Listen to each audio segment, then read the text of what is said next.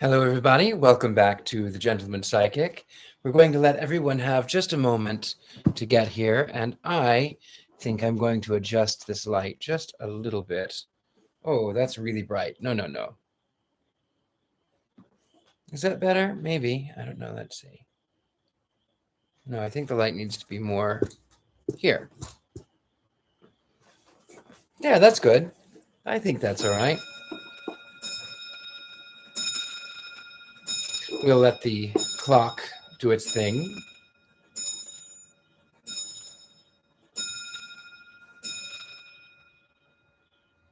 Thank you very much, Monferno. Appreciate that.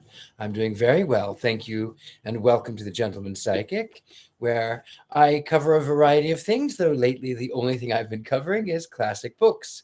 I will tell you that normally at this point in the game, I would thank you, Amy. I'm all right. How are you? Hope you're well. Normally at this point in the game, I would go over to Facebook and I would welcome everyone on my other medias of social on the Gentleman Psychic Facebook page and my own personal page. And I would promote the Face of Horror that I'm in. Good evening, Mary Jane. Good evening, Scotty. So I would normally go over there, but I have been banned on Facebook for 30 days, which I'm right at the end of this. That's the whole time of this contest.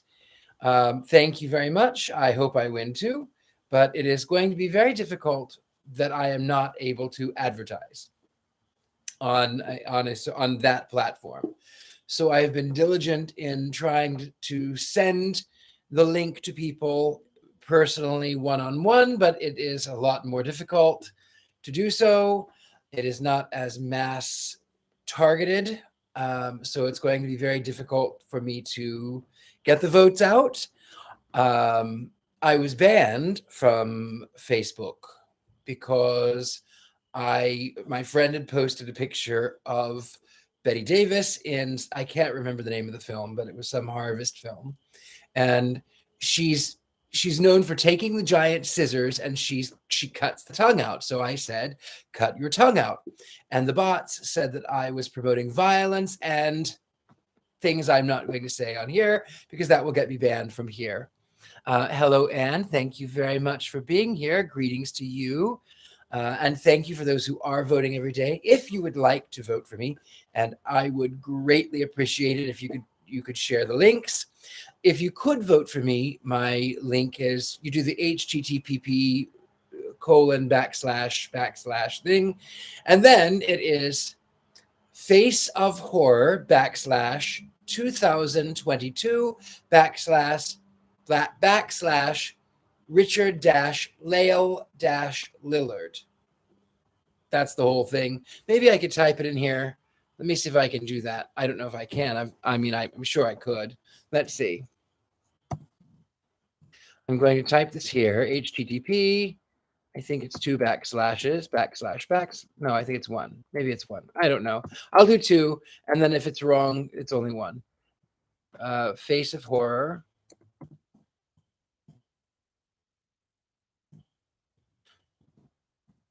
.org /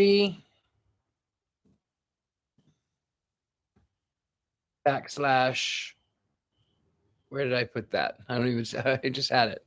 Oh, / 2022 / Richard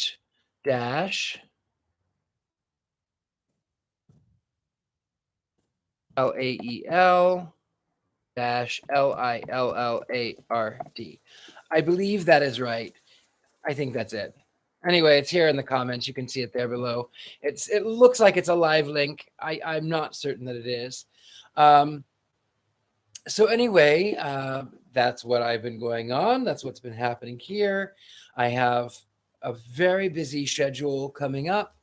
My October schedule is crazy. I'll be traveling extensively. I will be visiting just for a temporary time near Pittsburgh, Pennsylvania, And then I will be in Plattsburgh, New York, and then I will be in Los Angeles for just very brief. So it's a lot of travel back and forth for me, but I'm so looking forward to it. And I know you, my loves, are looking forward to what we like to call the spooky season, what the normies, I guess, call the spooky season. With that, my darlings, I think we should go ahead and get relaxed and get ready to have the story time, get ready to be read to. Thank you very much, Amy. I appreciate that. So we are reading through this classic 19th century story for children, but it doesn't have to be for children. It is called At the Back of the Northwind. We left with our hero he had been out wandering with the North Wind. She's changed. Thank you very much, Christy. I am pretty well up to date. I think there might be one more shot that's come recently, but I'm up to date. So I think I'm okay for now, but thank you for your concern. Okay, without further ado, my loves, my beauties, my creatures of the dark, let us read Chapter 4, Northwind.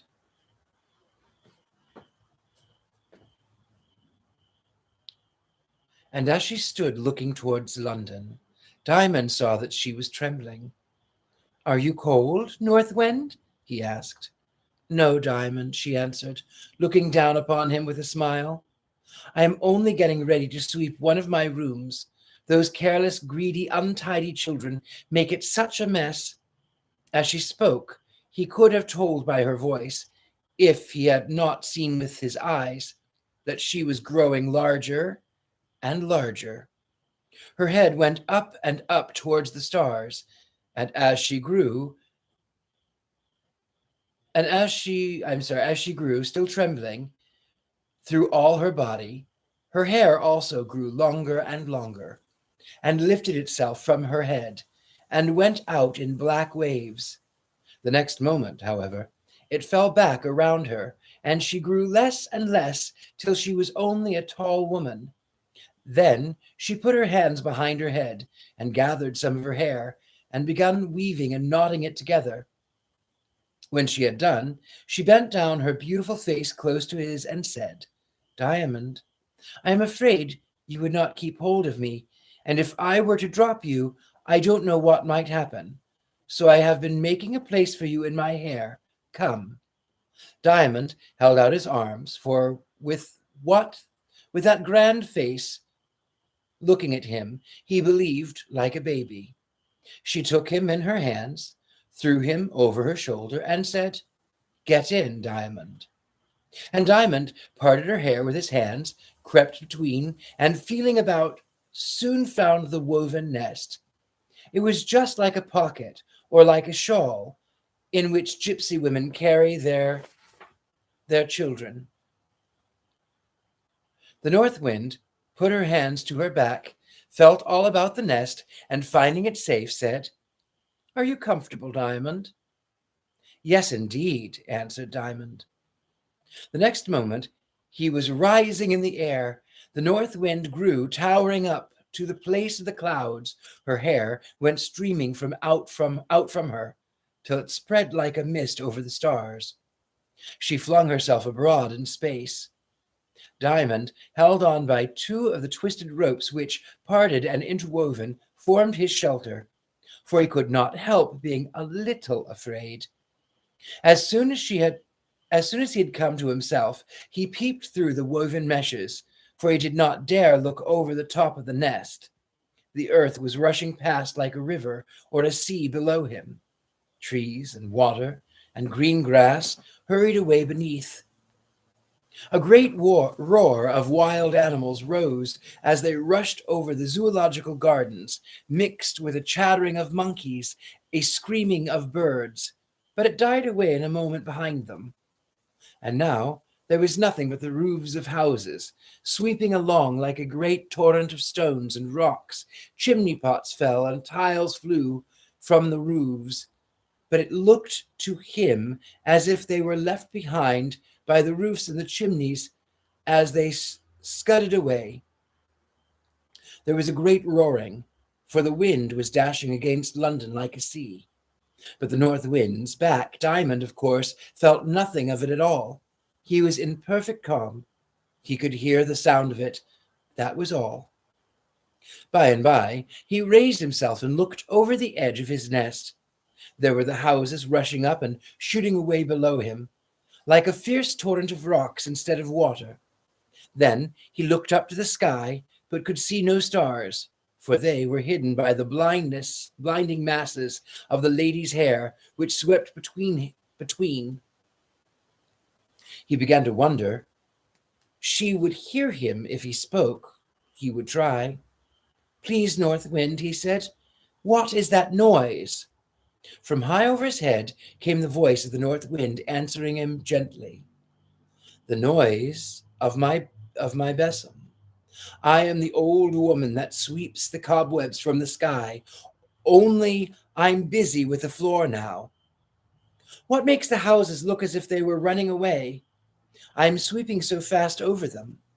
But please, North Wind, I knew London was very big, but I didn't know it was so big as this.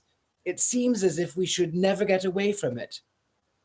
We are going around and round, else we should have left it long ago." "This is the way you sweep, North Wind?" "Yes, I go round and round with my great besom." "Please, would you mind going a little slower, for what I want to see the streets?" "You won't see much now." "Why?" "Because I've nearly swept all the people home." "Oh, I forgot," said Diamond, and was quiet after that, for he did not want to be troublesome. But she dropped a little towards the roofs of the houses, and Diamond could see down into the streets. There were very few people about, though the lamps flickered and flared again, but nobody seemed to want them. Suddenly, Diamond espied a little girl coming along a street. She was dreadfully blown by the wind, and a broom she was trailing behind her was very troublesome. It seemed as if the wind had a spite at her.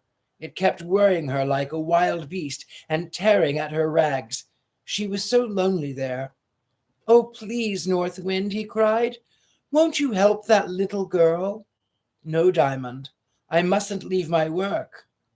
"But why shouldn't you be kind to her?" "I am kind to her. I am sweeping the wicked smells away. But you're kinder to me, dear North Wind. Why shouldn't you be as kind to her as you are to me?" "There are reasons, Diamond. Everybody can't be done to all the same. Everybody is not ready for the same thing. But I don't see why I should be kinder used than she. Do you think nothing's to be done but what you can see, Diamond? You silly. It's all right. Of course you can help her if you like. You've got nothing particular to do at this moment. I have." "Oh, do let me help her then. But you won't be able to wait, perhaps." "No, I can't wait. You must do it yourself, and mind the wind will get a hold of you too." "Don't you want me to help her, North Wind?" "Not without having some idea what will happen if you break down and cry, and won't be much of help to her, and it will make a goose of little Diamond."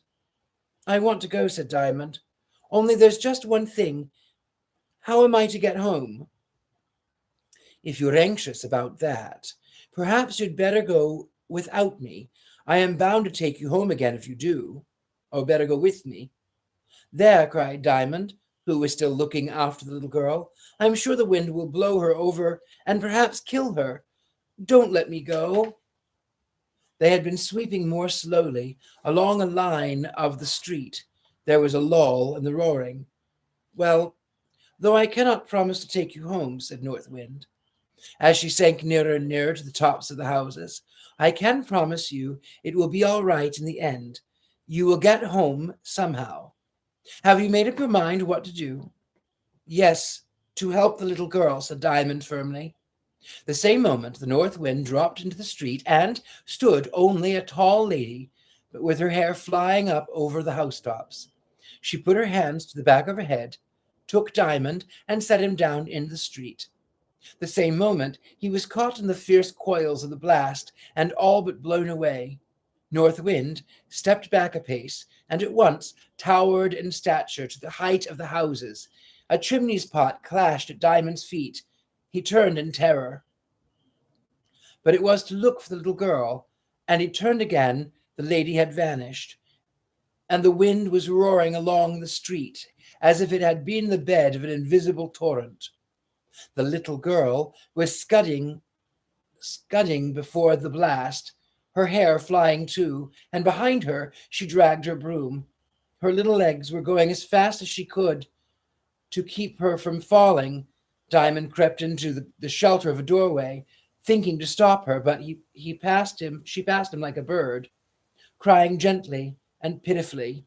Stop, stop, little girl, shouted Diamond, starting in pursuit. I can't, wailed the girl. The wind won't leave go of me. Diamond could rush faster than she, and he had no broom. In a few moments he had caught her by the frock, but it tore in his hand, and away went the little girl. So he had to run again, and this time he ran so fast that he got before her, and, turning round, caught her in his arms. When down, they went both together, which made the little girl laugh in the midst of her crying. Where are you going? Asked Diamond, rubbing the elbow that had struck the farthest out. The arm it belonged to was twined around a lamp-post as he stood between the little girl and the wind. Home, she said, gasping for breath. Then I will go with you, said Diamond. And then they were silent for a while, for the wind blew worse than ever, and they had both to hold on to the lamp-post. Where is your crossing? Asked the girl at length. I don't sweep, answered Diamond. What do you do then? She asked. You ain't big enough for most things. I don't know what I do, answered he, feeling rather ashamed. Nothing, I suppose. My father's Mr. Coleman's coachman. Have you a father? She said, staring at him as if the boy with a father was a natural curiosity. Yes, haven't you? Returned Diamond. No, nor mother neither. Old Sal's all I've got. And she began to cry again. I wouldn't go to her if she wasn't good to me, said Diamond. But you must go somewheres. Move on, said the voice of a policeman behind them. I told you so, said the little girl. You must go somewheres. They're always at it. But old Sal doesn't beat you, does she? I wish she would. What do you mean? Asked Diamond, quite bewildered. She would if she was my mother, but she wouldn't lie abed a-cuddlin' of her ugly old bones and laugh to hear me crying at the door. You don't mean she won't let you go in tonight? It'll be good chance if she does. Why are you out so late then? Asked Diamond. My crossing's a long way off at the West End, and I had been indulging the doorsteps and the muses. We'd better have to try anyhow, said Diamond. Come along. As he spoke, Diamond thought he caught a glimpse of the Northwind turning a corner in front of them, and when they turned the corner too, they found it quite there, quite quiet there. But he saw nothing of the lady. You lead me, he said, taking her hand, and I'll take care of you. The girl withdrew her hand, but only to dry her eyes with her frock. For the other hand had enough to do with her broom. She put it in his again and led him, turning after turning, until they stopped at the cellar door in a very dirty lane. There she knocked. I shouldn't like to live here, said Diamond. Oh, yes, you would, if you had nowheres else to go to, answered the girl. I only wish we may get in. I don't want to go in, said Diamond. Where do you mean to go then? Home, to my home. Where's that? I don't know exactly. Then you're worse off than I am.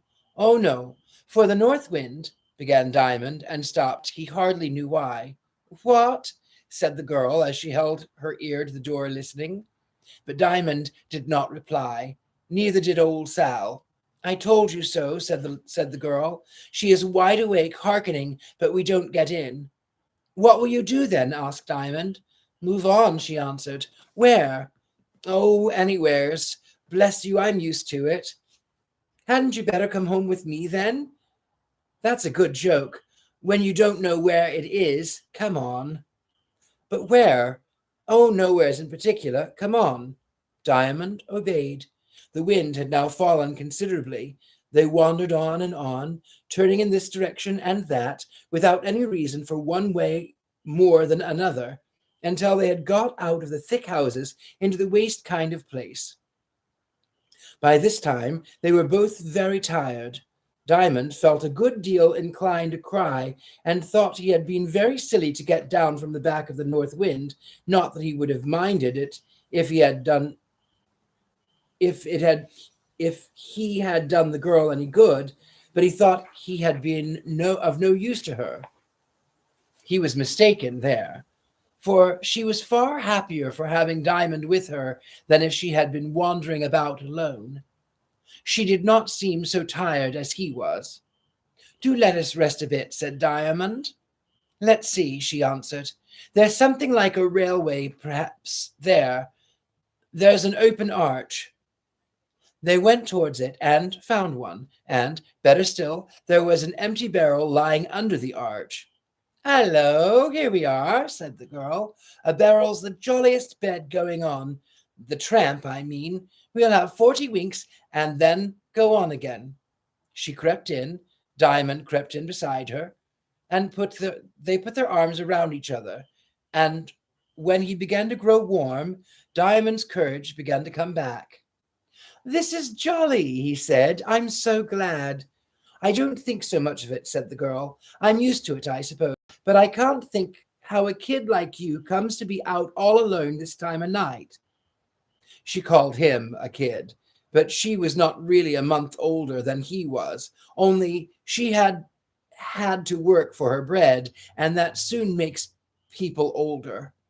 But I shouldn't have been out so late if I hadn't got down to help you, said Diamond. Northwind has gone home long ago. I think you must have got out at one of the Hidget asylums, said the girl. You said something about the North Wind afore that I couldn't get the rights of. So now, for the sake of his character, Diamond had to tell her the whole story. She did not believe a word of it. She said she wasn't such a flat as to believe that bosh, but as she spoke, there came a great blast of wind through the arch and set the barrel rolling. So they made haste to get out of it, for they had no notion of being rolled over and over, as they had been packed tight and wouldn't hurt like a barrel of herrings. I thought we should have had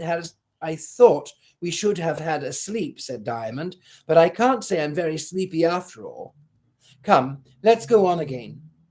They wandered on, sometimes sitting on a doorstep, but always turning into lanes or fields when they had a chance. They found themselves at last on the rising ground that sloped rather steeply on the other side.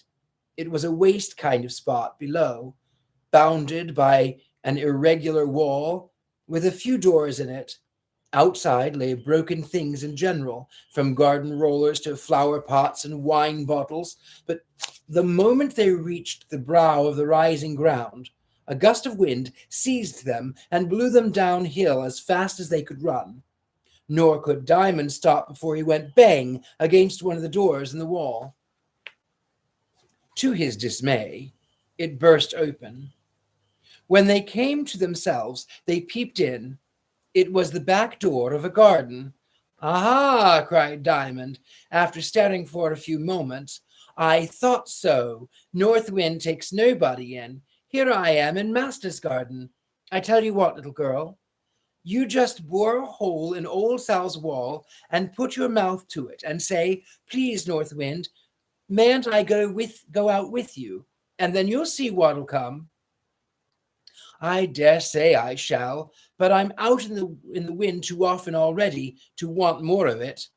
I said with the North Wind, not in it. At all one? It's all one. It's not all one. It is all one.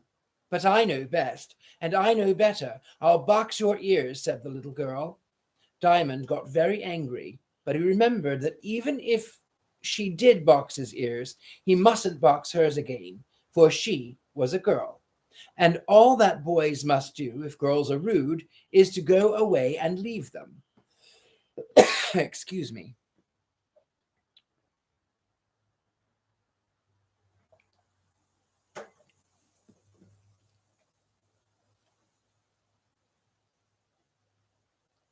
So he went in at the door.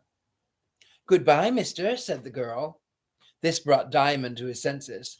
I'm sorry I was cross, he said. Come in, and my mother will give you some breakfast. No, thank you. I must be off to my crossing. It's morning now.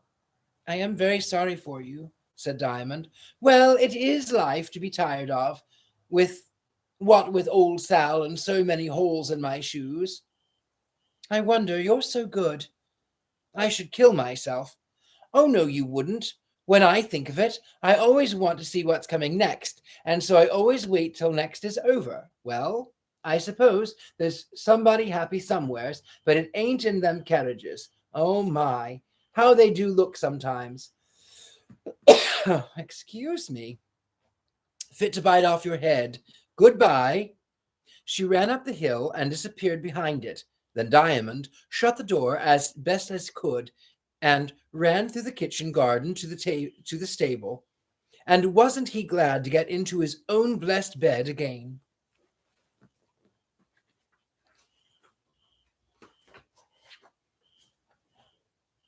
Hello, Lauren. Hello. It is a small group. That's because I'm not advertised on Facebook. Hello, Phil.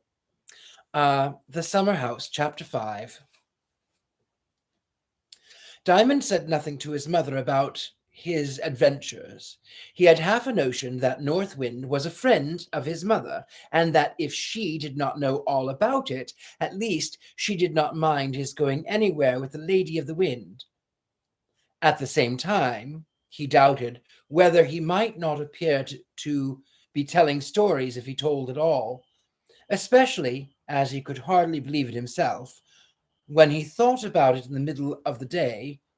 Although when the twilight was once halfway on to the night, he had no doubt about it, at least for the first few days after he had been with her. The girl that swept the crossing had certainly refused to believe him. Besides, he felt sure that the north wind would tell him if he ought to speak. It was some time before he saw the Lady of the Wind again. Indeed, nothing remarkable took place in Diamond's history until the following week. This was what happened then. Diamond, the horse, wanted new shoes, and Diamond's father took him out of the stable and was just getting on his back to ride him to the forge when he saw his little boy standing by the pump and looking at him wistfully. Then the coachman took his foot out of the stirrup, left his hold on the mane and bridle, came across to his boy, lifted him up, and setting him on the horse's back, told him to sit up like a man. He then led away both Diamonds together. The boy atop felt not a little tremulous as the great muscles that lifted the legs of the horse knotted and relaxed against his legs, and he cowered towards the withers, grasping with his hands the bit of mane worn short by the collar.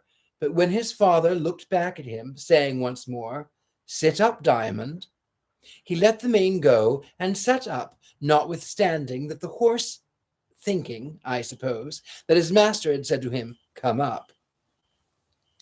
Diamond stepped out faster, for both the Diamonds were just grandly obedient, and Diamond soon found that, as he was obedient to his father, so the horse was obedient to him, for he had not ridden far before he found courage to reach forward and catch hold of the bridle. And when his father, whose hand was upon it, felt the boy pull it towards him, he looked up and smiled, and, well pleased, let go his hold and left Diamond to guide Diamond. And the boy soon found that he could do so perfectly. It was a grand thing to be able to guide the great beast like that, And another discovery he made was that in order to guide the horse, he had in a measure to obey the horse first. If he did not yield his body to the motions of the horse's body, he could not guide him. He must fall off. The blacksmith lived at some distance deeper into London. As they crossed the angle of a square, Diamond, who was now quite comfortable in his living throne, was glancing this way and that in a gentle pride, when he saw a girl sweeping a crossing scuddling before a lady. The lady was his father's mistress, Mrs. Coleman, and the little girl was she whose sake he had got off the Northwind's back. He drew Diamond's bridle in eager anxiety to see whether her outstretched hand would gather a penny from Mrs. Coleman, but she had given one at the last crossing, and the hand returned only to grasp its broom.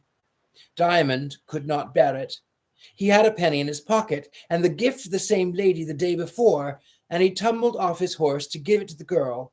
He tumbled off, I say, for he tumbled when he reached the ground, but he got up in an instant and ran, searching his pockets as he ran. She made him a pretty curtsy when he offered his treasure, but with a bewildered stare.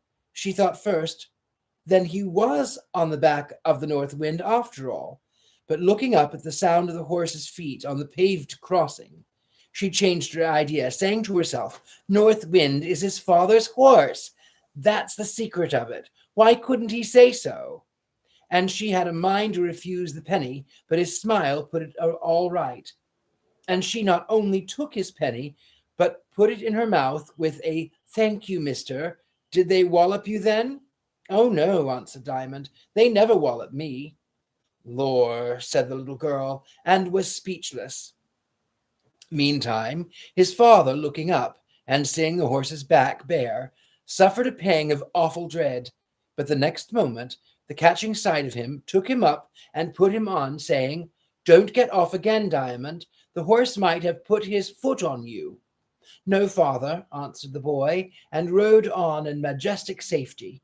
The summer drew near, warm and splendid. Miss Coleman was a little better in health, and sat a good deal in the garden. One day she saw Diamond peeping through the shrubbery, and called him.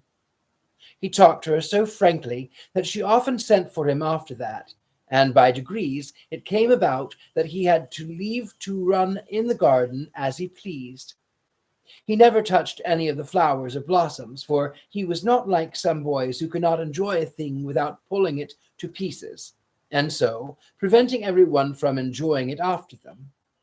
A week even makes such a long time in a child's life that Diamond had begun once more to feel as if the north wind were a dream of some far-off year. One hot evening, he had been sitting with the young mistress, as they called her, in the little summer house at the bottom of the lawn. A wonderful thing for beauty, the boy thought, for a little window in the side of it was made of colored glass. It grew dusky, and the lady began to feel chill, and went in, leaving the boy in the summer house. He sat there, gazing out at a bed of tulips, which, although they had closed for the night, could not go quite asleep, for the wind that kept waving them about. All at once he saw a great humble bee fly out of one of the tulips. There, that is something done, said a voice, a gentle, merry, childish voice, but so tiny. At last it was. I thought he would have had to stay there all night, poor fellow. I did. Diamond could not tell whether the voice was near or far away. It was so small and yet so clear. He had never seen a fairy, but he had heard of such, and he began to look all about for one. And there was the tiniest creature sliding down the stem of the tulip. Are you the fairy that herds the bees? He asked, going out of the summer house and down on his knees on the green shore of the tulip bed. I'm not a fairy, answered the little creature. How do you know that? It would become you better to ask how you are to know it. You've just told me. Yes, But what's the use of knowing a thing only because you're told it? Well, how am I to know you're not a fairy? You do look very much like one.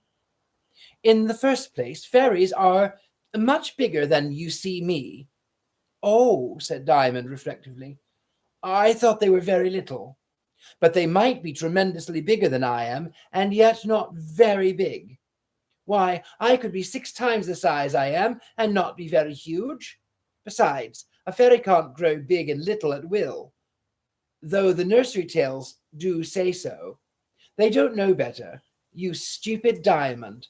Have you never seen me before? And as she spoke, a moan of wind bent the tulips almost to the ground, and the creature laid her hand on Diamond's shoulder. In a moment, he knew that it was the North Wind. I am very stupid, he said, but I never saw you so small before, not even when you were nursing the primrose. Must you see me every size that can be measured before you know me, Diamond? But how could I think it was you taking care of the great, stupid, humble bee? The more stupid he was, the more need he had to be taken care of. What with sucking honey and trying to open the door. The sun, see, the tulip's heart. What would the sun have thought to find such a stupid thing lying there with wings too? But how do you have time to look after the bees? I don't look after the bees. I had this one to look after. It was hard work, though. Hard work? Why, you could blow a chimney down or a boy's cap off, said Diamond. Both are easier than blow a tulip open, but I scarcely know the difference between hard and easy. I'm always able for what I have to do. When I see my work, I just rush at it, and it is done. But I mustn't chatter. I have to go sink a ship tonight. Sink a ship? What, with men in it? Oh, yes, and women too. How dreadful. I wish you wouldn't talk so. It is rather dreadful, but it is my work. I must do it. I hope you won't ask me to go with you. No, I won't ask you to go. But you must come for all that. I won't then. Won't you? And Northwind grew a tall lady and looked him in the eyes, and Diamond said, Please take me. You cannot be cruel. No, I could not be cruel if I would. I can do nothing cruel, although I often do what looks like cruel to those who do not know what I really am doing. The people, they say I drown. I only carry away to, well, the back of the North Wind. That is what they used to call it a long time ago. Only I never saw that place. How can you carry them there if you never saw it? I know the way. But how is it that you never saw it? Because it's behind me. But you can look round. Not far enough to see my own back. No, I always look before me. In fact, I grow quite blind and deaf when I try to see my back. I only mind my work. But how does it be your work? Ah, that I can't tell you. I only know it is because when I do it, I feel right, and when I don't, I feel wrong. East Wind says only one does not exactly know how much to believe of what she says, for she is very naughty sometimes. She says it is all managed by a baby, but whether she is a good or naughty when she says that, I don't know. I just stick to my work. It is all one to me to let the bee out of a tulip or to sweep the cobwebs from the sky. You would like to go with me tonight. I don't want to see a ship sunk, but I suppose I had to take you. But suppose I had to take you. Why then, of course I must go. There's a good Diamond. I think I had better be growing a bit. Only you must go to bed first. I can't take you till you're in bed. That's the law about children. So I had better go and do something else first. Very well, North Wind, said Diamond. What are you going to do first, if you please? I think I may tell you. Jump up on the roof of the wall.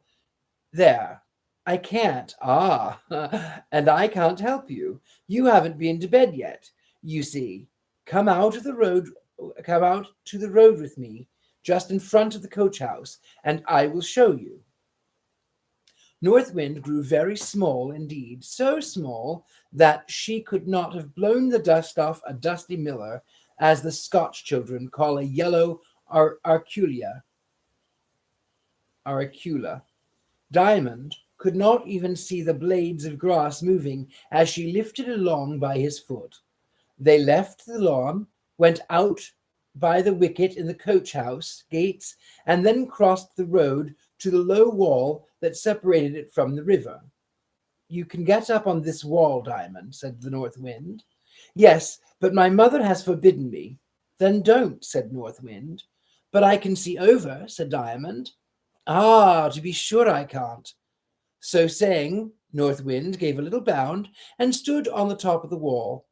She was just about the height of a dragonfly would be if it stood on end.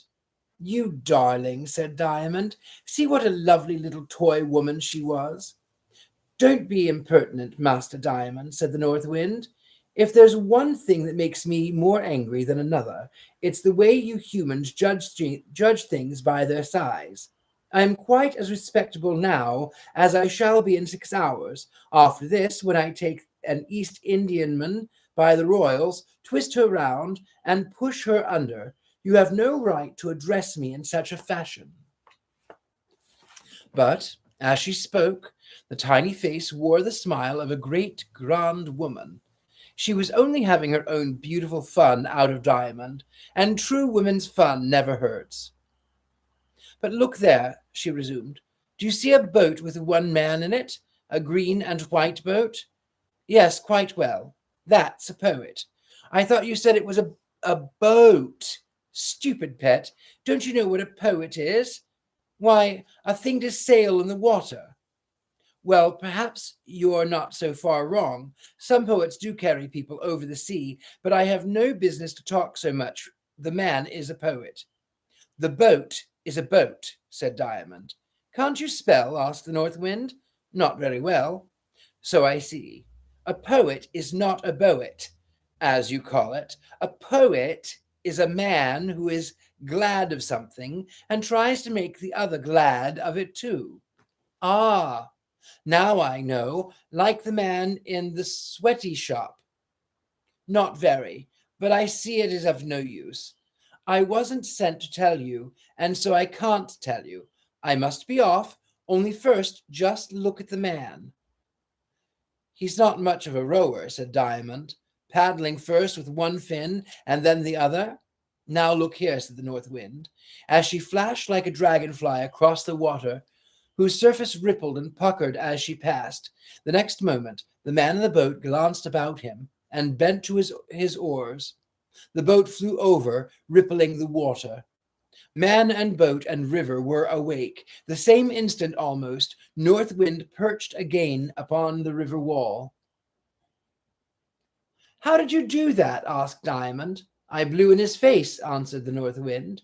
I don't see how that could do it, said Diamond. I dare say not, and therefore you will say you don't believe I could. No, no, dear North Wind, I know you too well not to believe you. Well, I blew in his face, and that woke him up. But what was the good of it? Why don't you see? Look at him. Now how he's pulling. I blew the mist out of him. How was that? That is just what I cannot tell you. But you did. Yes, I have to do 10,000 things without being able to tell how. I don't like that, said Diamond. He was staring after the boat. Hearing no answer, he looked down to the wall. North Wind was gone. Away across the river went the long ripple, what sailors call a cat's paw. The man in the boat was putting up a sail. The moon was coming to herself, and the edge of the great cloud, and the sail began to shine white. Diamond rubbed his eyes and wondered what it was all about. Things seemed to be going on around him, and all to understand each other. But he could make nothing of it, so he put his hands in his pockets and went into the sea. went into his tea. The night was very hot, for the wind had fallen again. "You don't seem very well tonight, Diamond," said his mother. "I'm quite well, mother," returned Diamond, who was only puzzled. "I think you'd better go to bed," she added. "Very well, mother," he answered. He stopped for one moment to look out the window. Above the moon and the clouds were going in different ways. Somehow or other, this troubled him, but notwithstanding, he was soon fast asleep. He woke in the middle of the night and the darkness. A terrible noise was rumbling overhead, like the rolling beat of great drums echoing through the brazen vault. The roof of the loft, in which the hay had no ceiling, only the tiles were between him and the sky. For a while he could not come quite awake, for the noise kept beating him down, so that his heart was troubled and fluttered painfully. A second peal of thunder over his head and almost choked him with fear.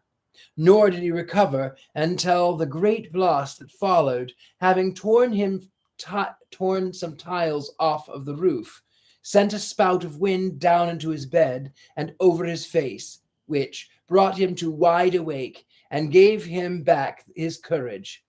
The same moment he heard a mighty yet musical voice calling him. "Come up, Diamond," it said. "It's all ready. I'm waiting for you."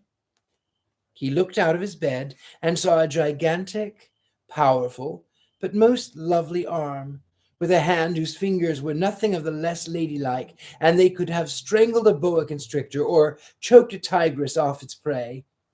Stretched down through a big hole in the roof, without a moment hesitation, he reached out his tiny one and laid it in the grand palm before him. Chapter 6. Out of the Storm.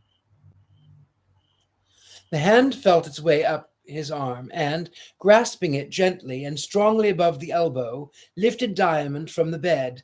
The moment he was through the hole in the roof, all of the wind of heaven seemed to lay hold upon him, and the and buffet him hither and thither.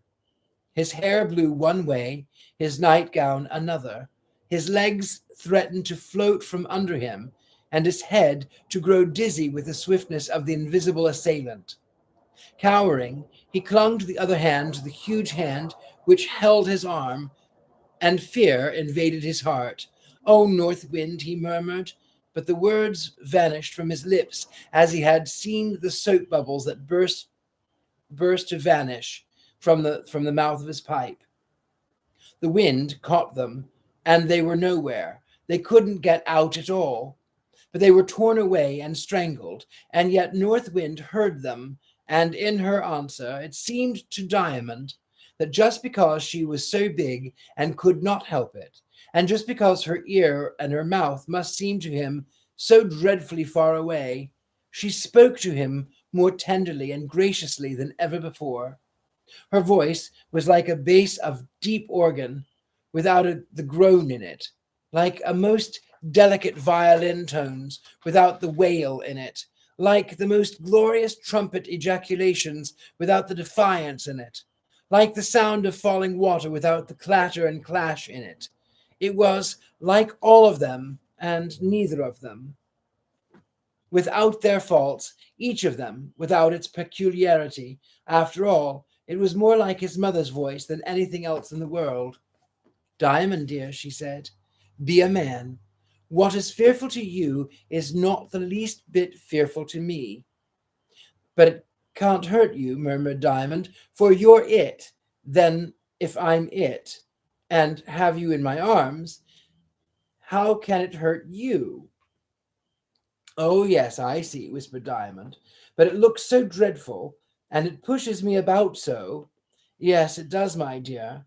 That is what it was sent for."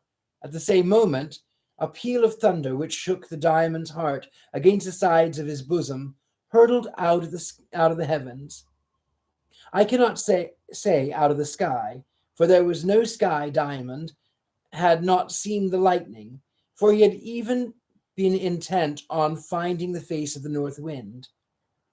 Every moment, the folds of her garment would sweep across his eyes and blind him. But between, he could just persuade himself that he saw great glories of woman, eyes looking down through rifts of mountainous clouds over his head. He trembled so at the thunder, and his knees failed him, and he sunk down at the Northwind's feet and clasped her round the column of her ankle. She instantly stooped and lifted him from the roof up into her bosom, and held him there, saying, as if to an inconsolable child, "Diamond dear, this will never do."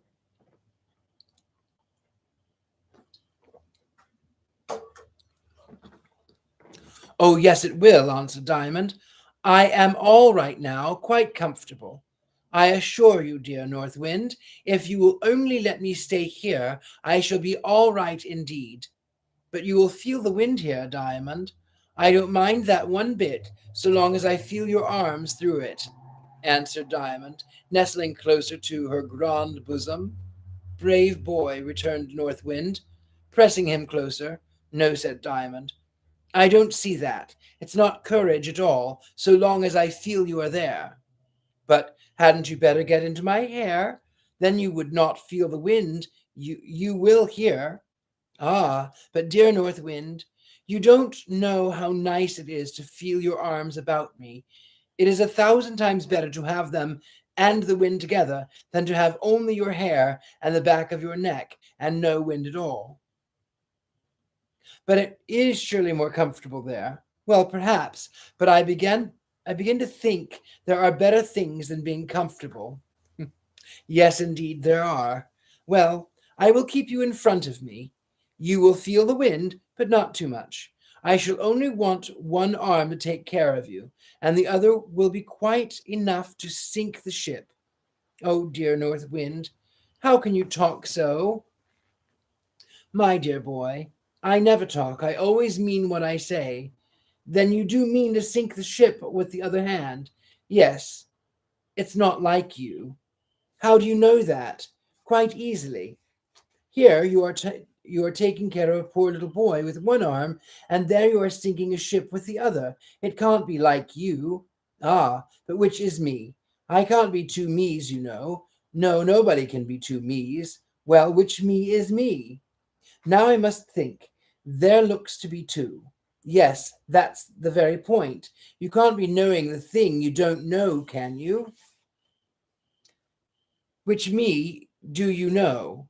"The kindest, goodest, best me in the world," answered Diamond, clinging to the North Wind. "Why am I good to you?" "I don't know." "Have you ever done anything for me?" "No." "Then I must be good to you because I choose to be good to you." "Yes." "Why should I choose?" "Because, because, because you like." "Why should I like to be good to you?"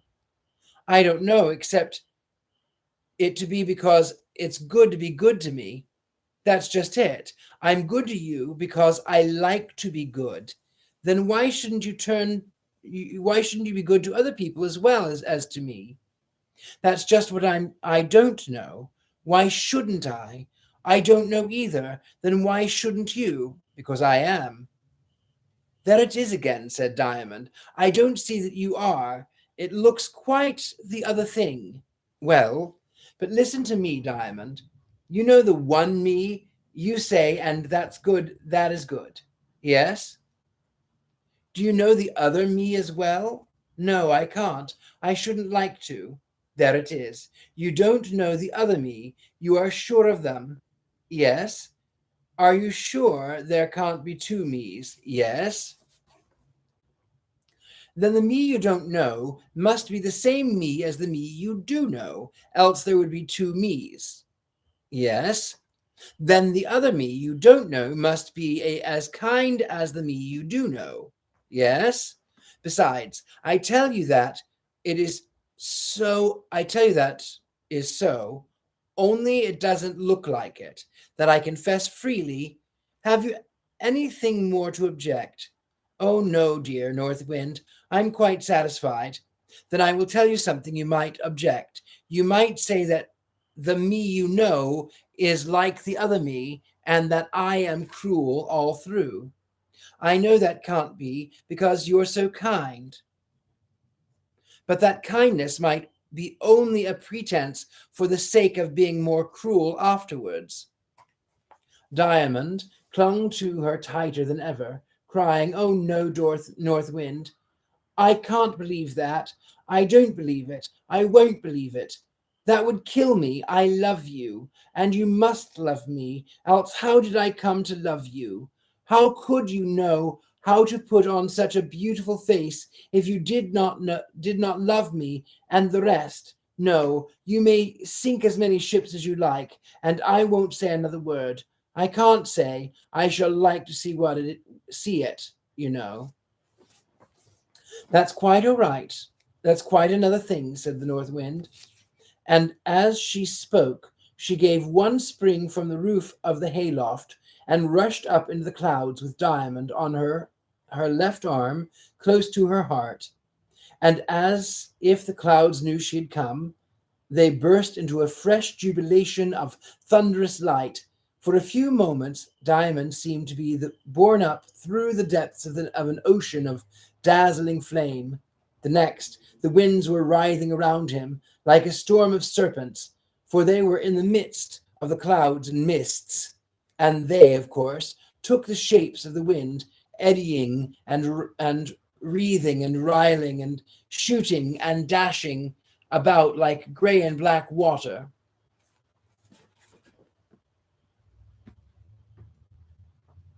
So that it was as if the wind itself had taken shape, and he saw the grey and black wind tossing and raving almost madly all about him. Now it blinded him by smiting him upon the eyes. Now it defended him by bellowing in his ears, for even when the thunder came, he knew now that it was the billows of the great ocean of the air dashing against each other in their haste to fill the hollow scooped out by the lightning. Now it took his breath quite away by sucking it from his body with the speed of its rush. But he did not mind.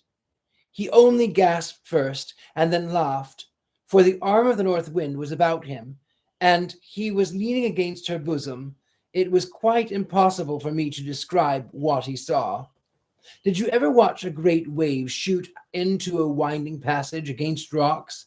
If you ever did, you would see the water rushed every way at once. Some of it, even turning back and opposing the rest, greater confusion, you might see nowhere except a crowd of frightened people. Well, the wind was like that, except that it went much faster and therefore was much wilder and twisted, and shot and curled and dodged and clashed and raved 10 times more madly than anything else in creation except human passions. Diamond saw the threads of the lady's hair streaking it all. In parts, indeed, he could not tell which was hair and which was black storm and vapor. It seemed sometimes that all the great billows of the muddy wind were woven out of the crossing lines of North Wind's infinite hair, sweeping in endless intertwistings, and Diamond felt as the wind seized on their hair, which his mother kept rather long. So if he too was a part of the storm, and some of its life went out from him, but he sheltered.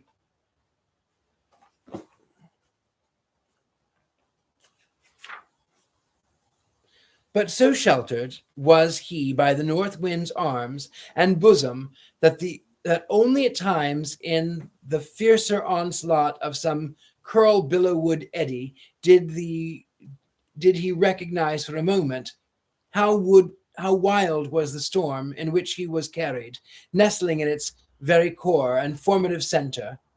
It seemed to Diamond, likewise, that they were motionless in his center, and that all of the confusion and fighting went on around them. Flash after flash illuminated the fierce chaos, revealing in varied yellow and blue and gray and dusky red the vapors' contention. Peal after peal of thunder tore of the infinite waste. But it seemed to Diamond that North Wind and he were very motionless, all but their hair was not so. They were sweeping with the speed of the wind towards the sea. Oh, look at that.